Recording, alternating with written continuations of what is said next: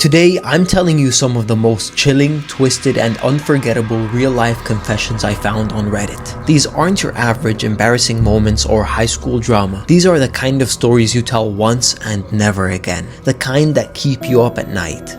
So stick around till the end because some of these get darker and darker. Let's get into it. Story 1. A Man in the Woods. I was camping in the Appalachian Mountains with 3 of my friends. It was just us, the trees, and the fire pit. Around midnight, we were laughing, telling stories, typical guys trip stuff. Suddenly, the friend sitting next to me grabs my leg and points into the woods. Standing there, barely visible in the firelight, is a man. Just a silhouette. We called out, thinking maybe he was another camper, but he did not answer. He just turned and walked away, disappearing into the trees. We had no cell service, no backup, and it was too late to pack up and leave. So we set up a watch rotation and prayed that was the last we saw of him. And guess what? We got lucky. 2 days later, we found out 2 hikers were stabbed and killed by a disturbed man in the same area. Every now and then, I wonder how close we came to meeting him that night.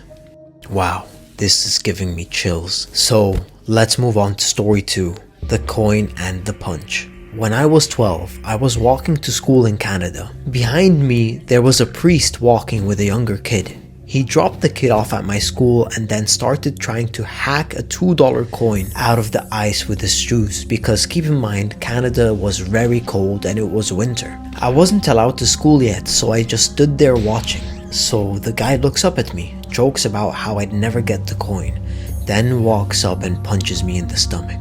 I was in a thick winter coat, so it didn't hurt me much, but it was weird, creepy, and nobody at school believed me. I kept seeing him after that too. He'd just be walking around near my house, sitting on my lawn, eating chips. He never went into the school, just loitered, watching, and it still creeps me out to this day.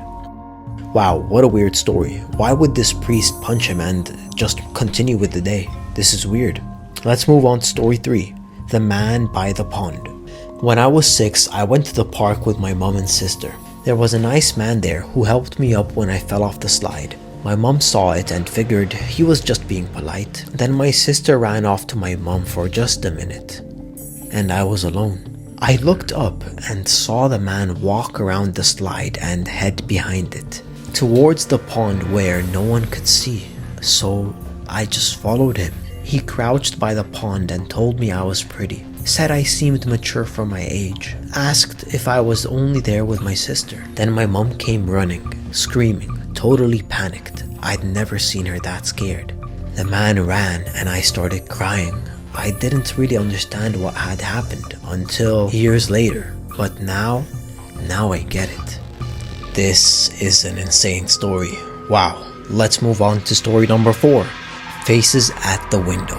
When I was around 6 or 7, I started feeling uneasy at night, like something was watching me. One night, I couldn't help sleep. I got up, turned on the light, grabbed a book, and sat down by the window to read. That's when I saw them. 2 men staring in through my window, just watching. I ran to my parents, but when they got there, the men were gone. They didn't believe me. The next morning, 2 sets of footprints in the snow, right up to my window, and tire tracks in the yard. My parents said it was kids playing a prank, but I didn't sleep properly for months. I still remember their faces. Guys, wow, if this happened to me and I was a kid, I wouldn't be able to sleep for like a year. This is so creepy. Let's move on to story number 5, the clown in the mall. I was 16 in the mall, just before closing. I had to use the restroom. As I was finishing, I heard the door open. I looked down, red clown shoes. Big ones, right in front of my stall. I froze.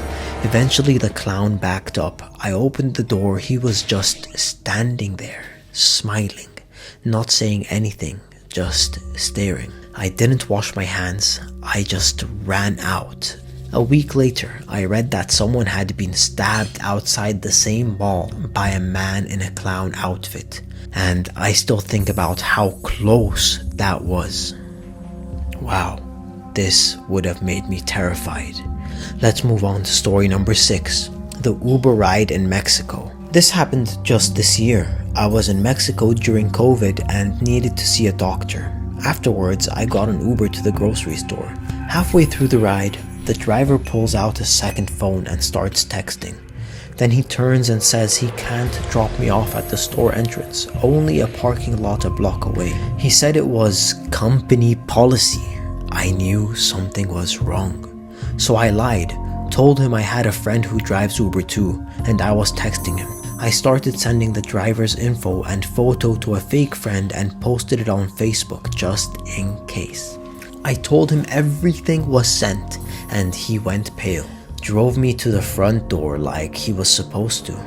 Uber didn't do anything, but I contacted the embassy. They updated their official travel warning about rideshare kidnappings because of what happened. Okay, so this experience actually might have saved a bunch of people, but that was a close call. Let's move on to story number 7. This one is strange. When I was a baby, my mom woke me up at night to check on my newborn brother. He was fine, still asleep. Then she went to check up on me. My crib was empty. She ran downstairs and found me crying on the couch. The crib bars were still up. I couldn't have climbed out, and I wasn't old enough to pull myself up. To this day, my mom won't talk about it. My dad thinks I was almost kidnapped. They have no idea how I got to the couch, and honestly, neither do I. Wow, so there you have it, guys. These weren't just stories. These were close calls, chilling moments, the kind of experiences that live in the back of your mind forever. If you made it to the end, let me know which story creeped you out the most. And hey, stay safe out there. You never know who's watching. If you have any more stories, let me know in the comments and I'll make sure to include them in the next video. Thank you for watching, subscribe, and I'll see you in the next video.